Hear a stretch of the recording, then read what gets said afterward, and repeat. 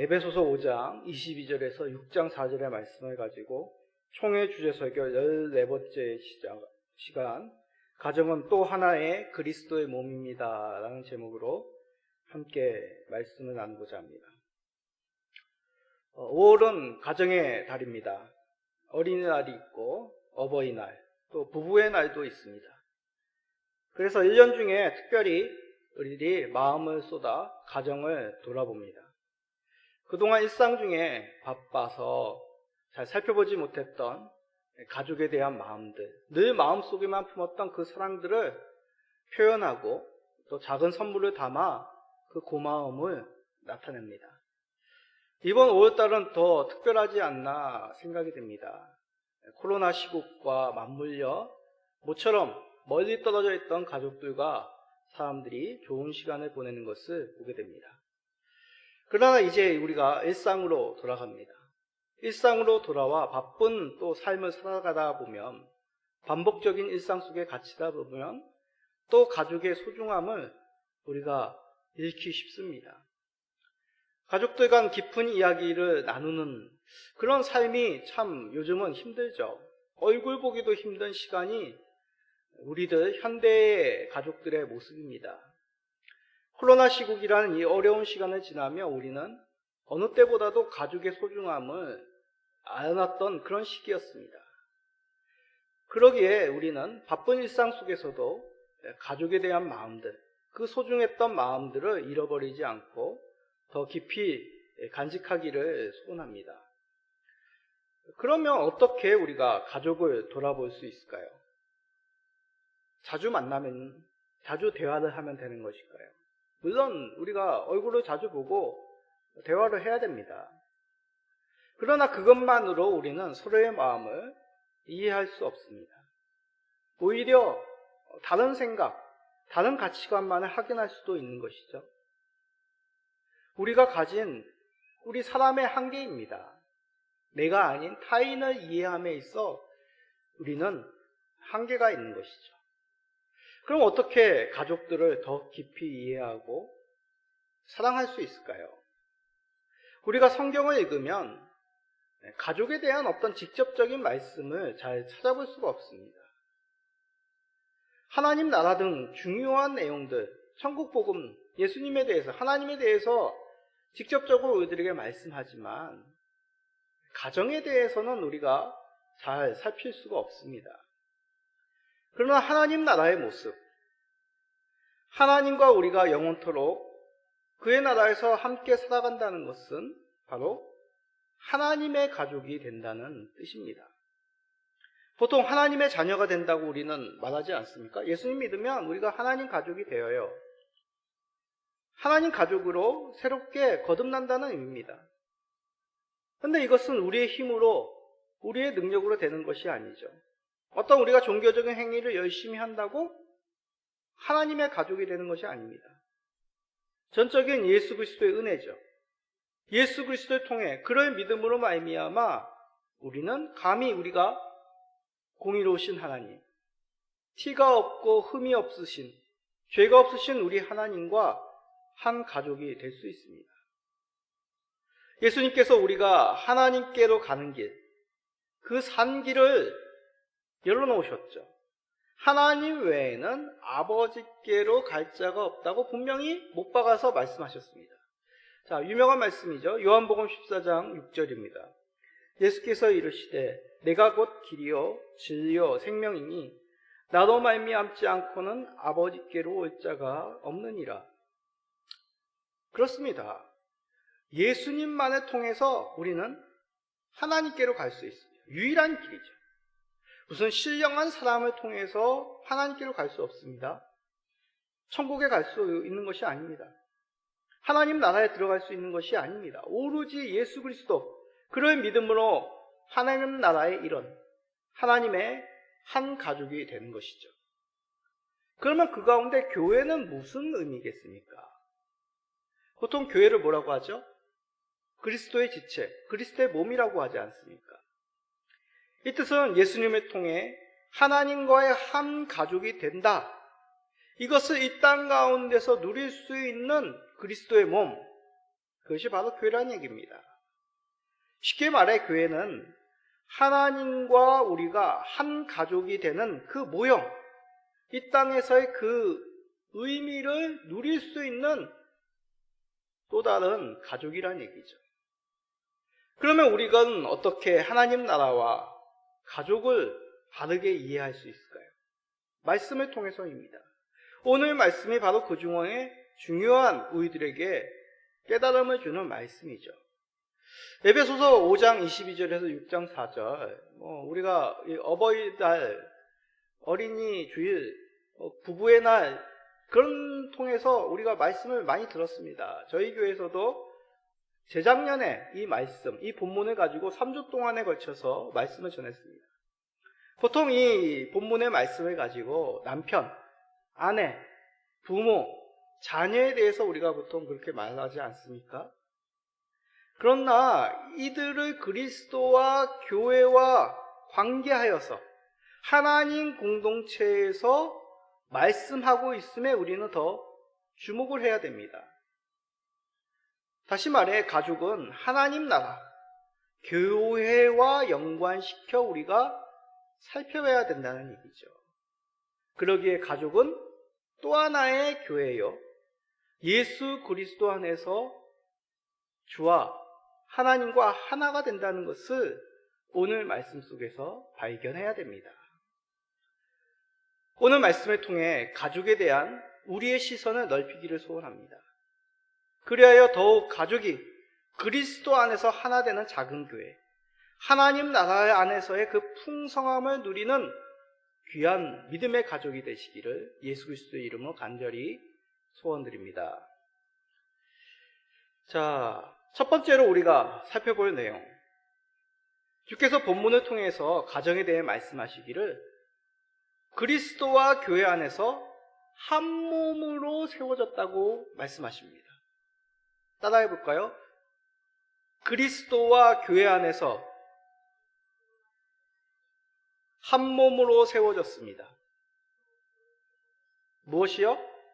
우리 가족이 그리스도와 교회 안에서 한 몸이 되었다고요. 오늘 읽은 본문은 잘 알다시피 네 종류의 가족의 구성원들이 나옵니다. 누구죠? 남편, 아내, 부모, 자녀.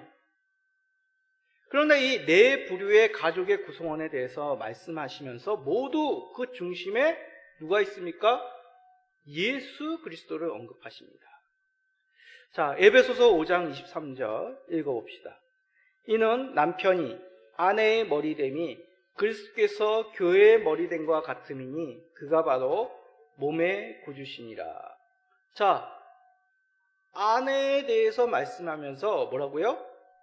그리스도께서 남편을 교회의 머리됨과 같이 하셨으니 복종하라. 그리스도, 교회의 머리됨을 아내에게 강조하고 있습니다. 자, 에베소서 5장 25절은 어떻습니까? 읽어봅시다. 남편들아, 아내 사랑하기를 그리스도께서 교회를 사랑하시고 그 교회를 위하여 자신을 주신같이 하라. 자, 남편들에게 권면하기를 아내 사랑하기를 어떻게 사랑하라고요? 그리스도께서 교회를 사랑하신 것 같이 사랑하라.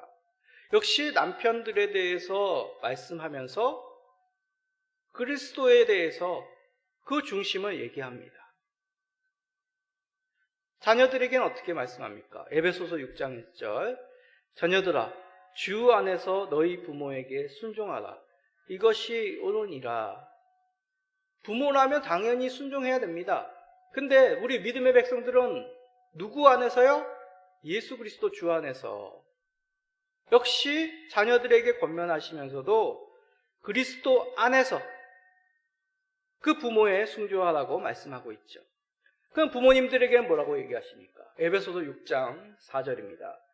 또 아비들아 너희 자녀를 노엽게 하지 말고 오직 주의 교훈과 훈계로 양육하라.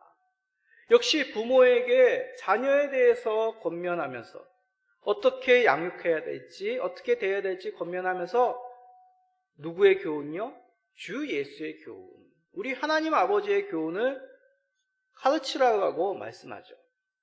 이렇듯 남편에게, 아내에게, 부모에게, 자녀에게 모두 주 안에서, 가족 구성원 모두 주 안에 있어야 됨을 말씀하고 있다는 것입니다.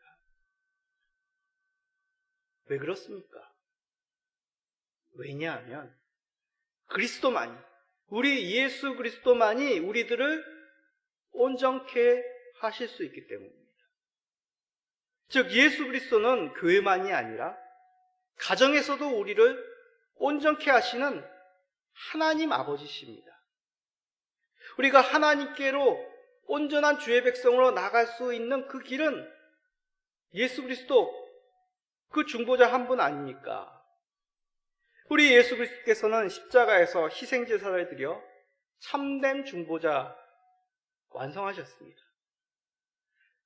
우리가 하나님과 친교할 수 있는, 하나님과 가까이 될 수 있는 것, 하나님과 화목해질 수 있는 것, 중보자이신 예수 그리스도 그 십자가의 은혜입니다. 가정에서도 마찬가지죠. 우리 가정에서 그리스도께서 계심으로 말미암아 하나님과 우리 가정, 하나님과 우리 가족의 구성원들이 화목하게 되는 것입니다. 하나님 사이에 우리 가족이 중보할 수 있는 그 은혜, 예수 그리스도로 말미암아 가능하다는 얘기죠. 예수 그리스도께서 중보자로 하나님과 우리 가운데 계시기에 다리를 도와주셨기 때문입니다. 우리들의 죄는 계속 예수 그리스도로 말미암아 용서함을 받습니다. 그리스도의 의로움, 그의 의로움으로 말미암아 우리가 감히 하나님 앞에 나아갈 수 있는 은혜를 얻은 것이죠. 그러기에 우리는 이 부족하고 연약하지만 참으로 보잘것없는 그런 죄된 본성 가운데 아직 여전히 있는 우리의 가족의 모습이냐, 예수 그리스도로 말미암아 감히 하나님께 나아가는 은혜를 누리고 있습니다. 그러기에 이러한 질문에 답이 되는 것이죠. 아니, 예수님을 믿는다고 뭐 가족이 다 화평한 것도 아니던데요. 하나님을 섬기던 가족도 가족 간에 불화가 되는죠. 맞습니다. 성경이 그걸 말하고 있지 않습니까? 성경에 나오는 그 인물들의 가족들이 다 정말 화목하고 세상 속에 모범이 되는 가족들인가요? 그렇지 않습니다. 창세기만 봐더라도 확 깨지 않습니까? 대표적인 어떤 가족이 있습니까? 야곱의 자녀들이 나오죠. 무섭습니다. 다윗의 아들들은 어떻습니까? 사무엘의 가족은요. 이러한 가족들, 아니 하나님을 그 부모가 잘 섬기고 하나님께서 약속의 백성으로 그에게 이스라엘이라는 이름도 주시고 왕자도 보존하시겠다고 약속하시고 이 사무엘을 통하여 이스라엘을 다시 회복시키는 그러한 은혜를 베푸시는데, 아니 어떻게 그 가족들은 그렇습니까? 이것이 우리들의 모습인 것이죠. 그러기에 사람의 힘으로 가족이 하나님께로 나아가는 것이 아니란 얘기입니다. 오직 그리스도, 하나님과 우리 사이를 화목케 하실 그 중보자가 계셔야 됨을 이 사람의 가족들의 모습 속에서, 연약한 우리들의 모습 속에서 깨닫게 되는 것이죠. 그렇습니다. 성경에서 말씀하시는 하나님의 사랑과 이웃 사랑을 완성하신 예수 그리스도, 그로 말미암아 우리가 하나님과 화목이 되고 또 가족 간에도 화목하게 될 수 있음을 깨닫게 됩니다. 결코 인간적으로 우리가 하나 되는 것에는 한계가 있습니다. 그리스도께서 하나 되게 만들어주시는 분으로 그를 온전히 믿고 따를 때, 순종할 때, 그 사랑 가운데 우리가 푹 잠겨 그리스도의 사랑에 굴복이 될 때 우리는 가족 간에도 화목하게 될 수 있습니다. 계속적으로 그리스도 안에서 하나의 가족으로서 그리스도와 우리가 하나가 되고 하나님과 하나가 되고 또한 우리 가족의 구성원들과 하나가 되도록 우리 주님께서 계속적으로 가족을 지켜주시고 인도하고 계시다는 얘기죠. 그러면 그런 예수님의 중보되심 어떻게 우리가 계속적으로 누릴 수 있을까요?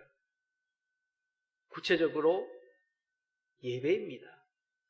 우리의 예배 자체가 예수 그리스도의 중보 사역으로 우리가 더욱 나아갈 수 있는 그 은혜를 경험케 합니다. 히브리서 10장 19절입니다.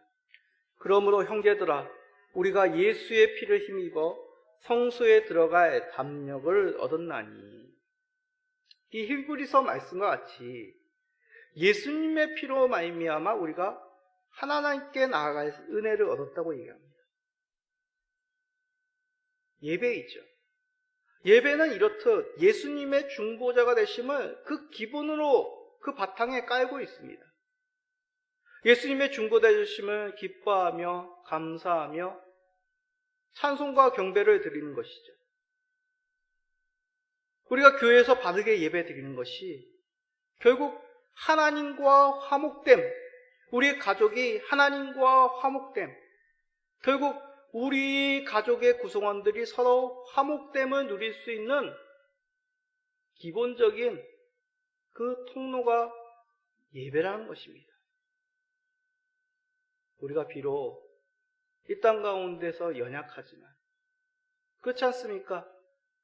결국 그리스도의 사랑을 우리가 깊이 예배 가운데 깨닫게 될 때 때로는 부모님이 이해가 되지 않고 자녀들이 정말 내 마음을 시원하게 못할지라도 그리스도의 사랑으로 사랑하며 용납하며 그리스도의 그 화목됨을 지탱할 수 있는 힘을 주는 통로로 예배가, 그리스도가 우리를 붙잡고 계시다는 것입니다. 그리스도를 통한 예배의 믿음이 가정으로 이어지기를 간절히 바랍니다. 예수 그리스도로 말미암은 그 가정의 회복의 역사가 우리 가정 가운데, 우리 성도님들의 가정 가운데 계속해서 일어나시기를 간절히 축복드립니다. 두 번째로 살펴볼 내용, 가정은 그리스도를 믿는 믿음의 충실함으로 각자의 직분에 충실할 수 있다는 것입니다. 따라해 볼까요? 그리스도를 믿는 믿음에 충실하여 각자의 직분에 충실할 수 있습니다. 자, 말씀을 봅시다. 에베소서 5장 24절. 그러므로 교회가 그리스도에게 하듯 아내들도 범사에 자기 남편에게 복종할지라. 예, 아내에게 얘기하면서 뭐라고 얘기합니까? 남편에게 복종해라. 아내의 역할을 감당하여라 라고 얘기합니다. 근데 어디 안에서요? 교회가 그리스도에게 하듯. 남편들은 어떻습니까? 에베소서 5장 28절. 이와 같이 남편들도 자기 아내 사랑하기를 자기 자신과 같이 할지니 자기 아내를 사랑하는 자는 자기를 사랑하는 것이라. 남편이라면 자기 아내를 사랑해야 되죠. 근데 어떻게 사랑합니까? 자기를 사랑함과 같이 자신의 아내도 사랑하는 거죠. 무슨 말입니까? 결국 아내도 한 몸이다. 내 지체다. 자녀들에게 뭐라고 얘기하십니까? 에베소서 6장 6절입니다. 자녀들아, 주 안에서 너희 부모에게 순종하라. 이것이 옳으니라. 자녀의 역할, 그 충실함이 뭐라고요? 부모에게 순종합니다. 자녀라면 부모에게 순종함이 충성된 모습, 충실한 모습, 자녀라는 그 자리에서 충실한 모습이라는 얘기죠. 부모는 어떻습니까? 에베소서 6장 4절입니다. 또 아비들아, 너희 자녀를 노엽게 하지 말고 오직 주의 교훈과 훈계로 양육하라. 부모로서의 그 충실함이 뭐라고요? 용돈을 많이 주는 게 아니라 주의 교훈으로 훈계하며 존중해 주는 것. 이것이 바로 부모의 역할을 충실하게 감당하는 것이다. 그렇습니다. 아내는 남편에게 복종하며 남편은 아내를 사랑하고 자녀들은 부모에게 순종하며 부모는 자녀를 존중하고 교훈으로, 주의 교훈으로 양육하는 것. 이러한 하나님께서 세우신 각 직분에, 각 역할에, 각 구성원에 충실할 수 있는 것.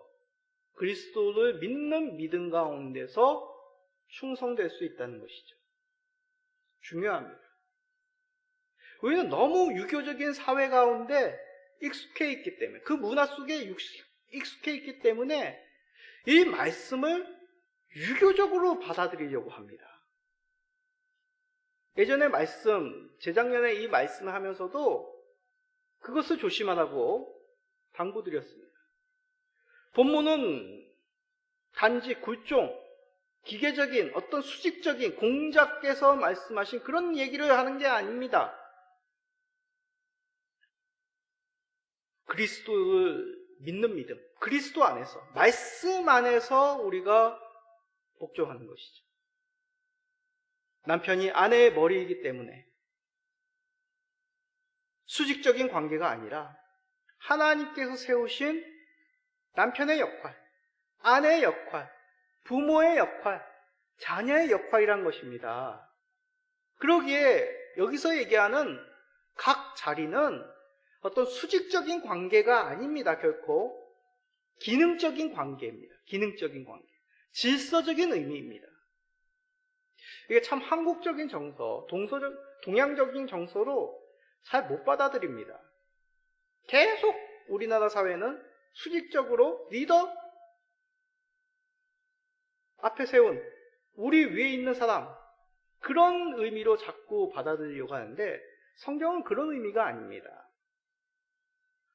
가정의 믿음을 세우고 지켜야 될 직분자가 남편, 부모, 아버지라는 얘기죠. 자, 여기서 그런 또 말씀하시는 분이 있습니다. 요즘 한부모 가정이 많은데, 그렇죠? 한부모 가정이 참 많습니다. 남편이 없는, 아버지가 없는, 어머니가 없는, 아내가 없는 그런 가정에는 그러면 이 말씀을 지킬 수 없습니까? 본문은 가정 중에서 부부의 관계 속에서 남편의 역할, 아내의 역할, 부모의 역할을 말하고 있죠. 그럼 그런 말씀의 원리 속에서 이 말씀을 각자의 삶에 적용하면 됩니다.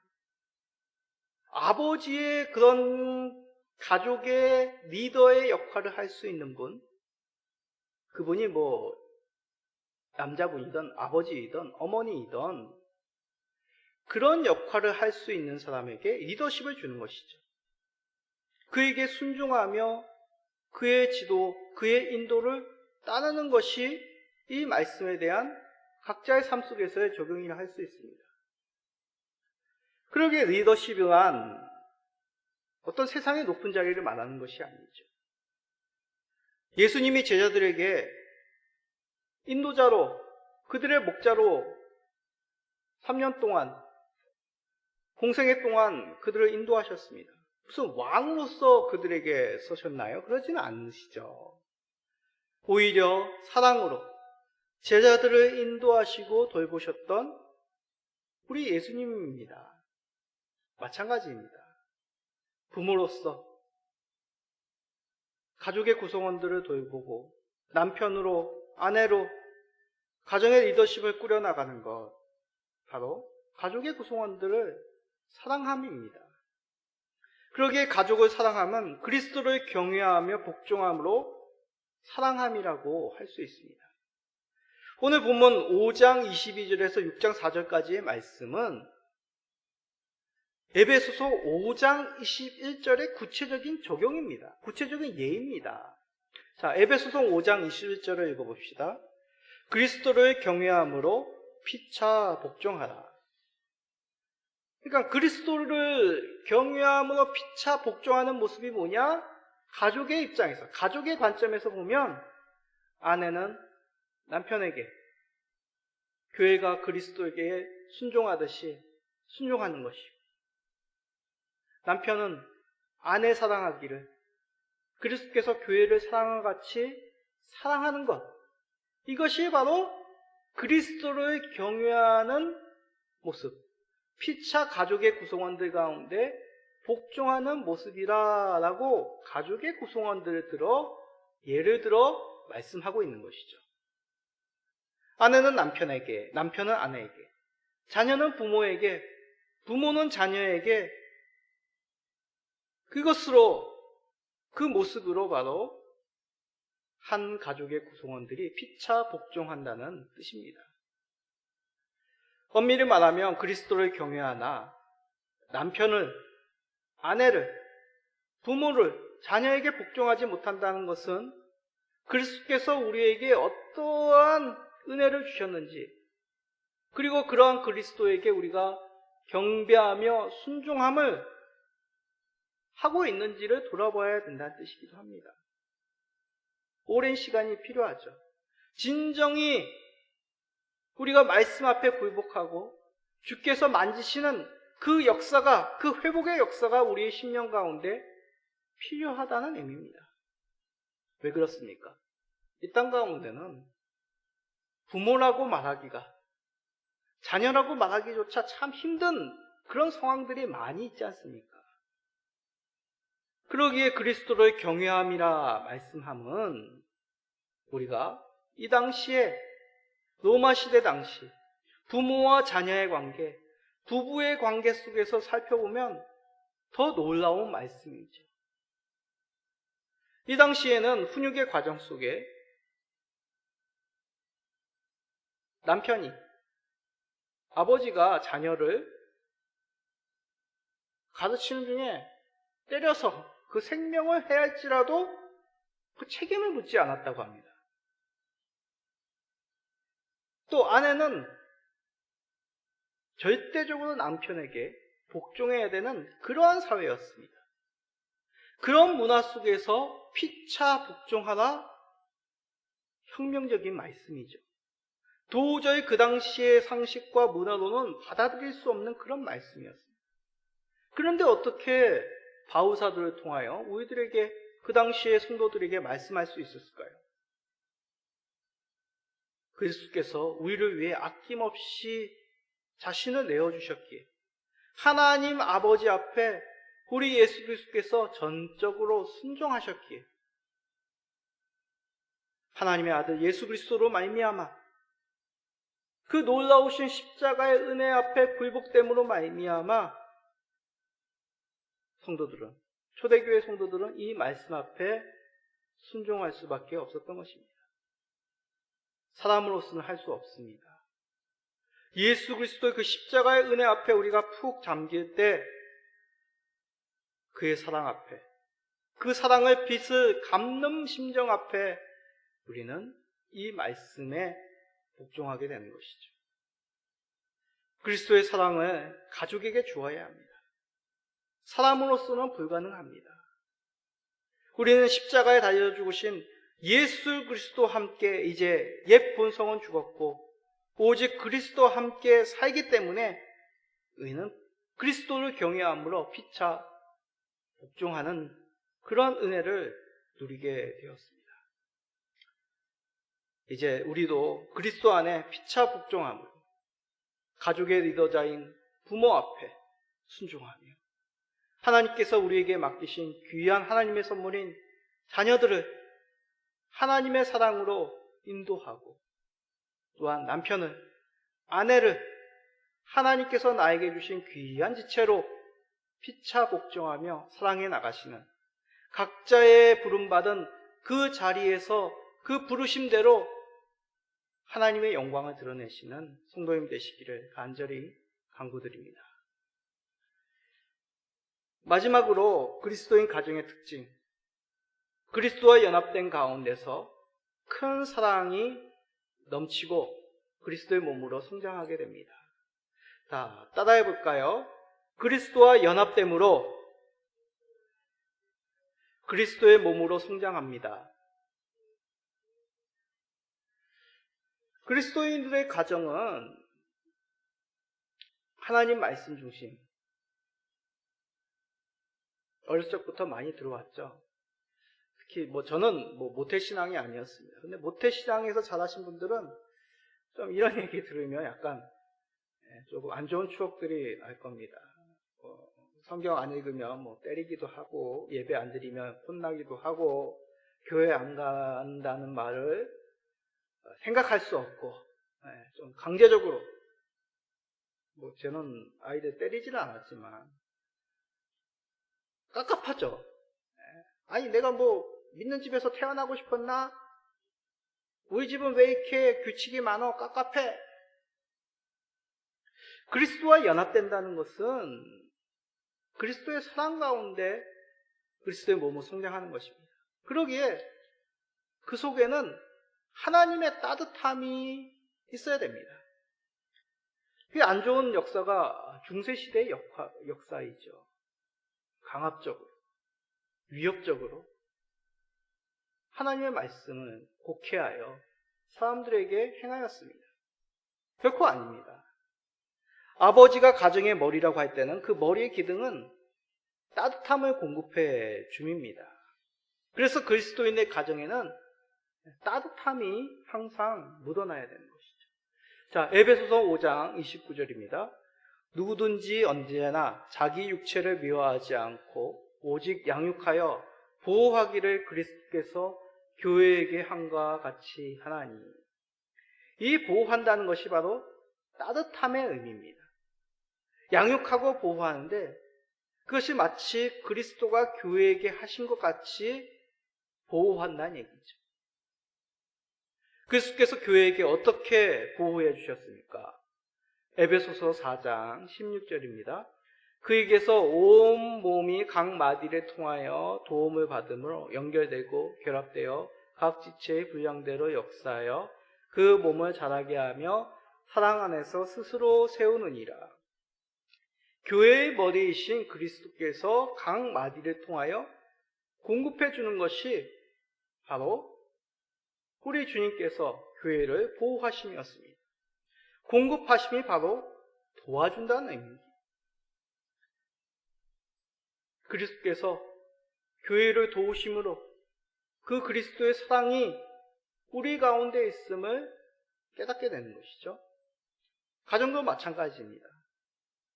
가정의 머리로 세우신 남편, 아버지의 역할을 하는 부모, 그를 통해 가정에 필요한 것을 공급해 주지 않습니까? 6장 4절에서 이렇게 얘기하고 있죠. 또 아비들아, 너희 자녀를 노엽게 하지 말고 오직 주의 교훈과 훈계로 양육하라. 아버지들은 주님의 훈련과 훈계로 자녀들을 양육합니다. 땀 흘려서 가족들에게 그 모든 쓸 것을 공급하는 역할, 그 책임.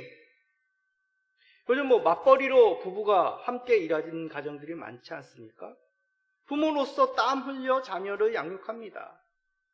그러기에 오늘날에는 공동노동, 공동육아이죠. 그 속에서 아버지는 제3자로 자녀들의 육아 물러나는 것이 아니라 더욱 하나님을 대리하여 자녀들을 양육하며 그들을 보호하고 따뜻함으로, 사랑함으로 그리스도 안에서 양육함을 잊지 말라고 말씀하십니다. 이렇게 그리스도를 믿고 복종하는 부모들 밑에 자녀들은 어떻게 그리스도에게 복종해야 되는지를 배워갑니다.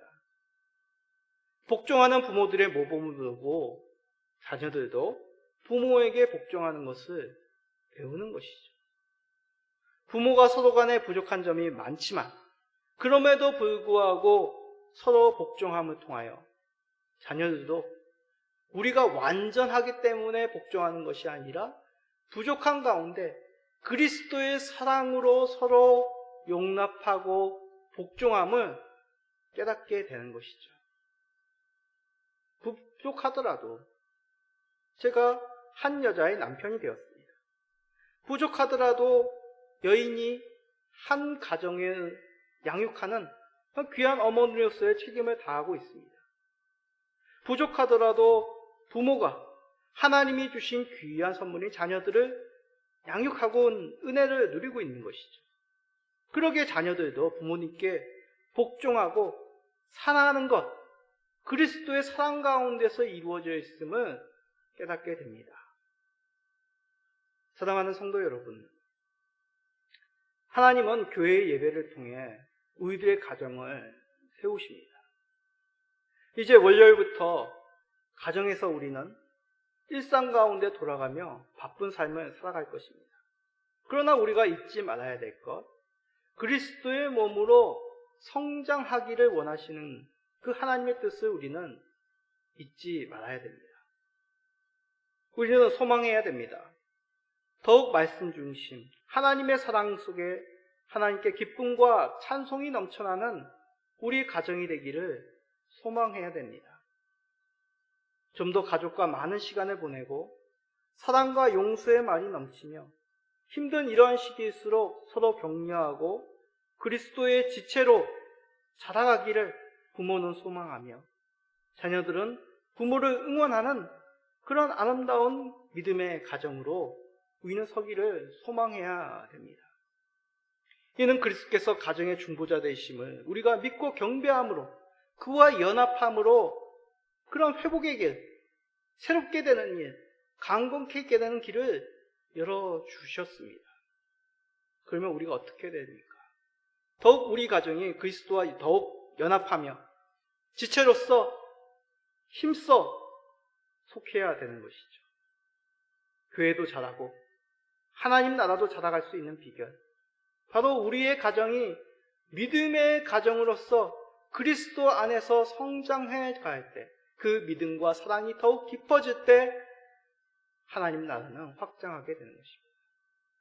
저의 가정이, 우리들의 가정이, 우리 성도님들의 가정이 바로 그런 복된 가정이 되시기를, 하나님의 영광을 드러내시는 가정이 되시기를 예수 그리스도의 이름으로 간절히 축복드립니다. 아멘.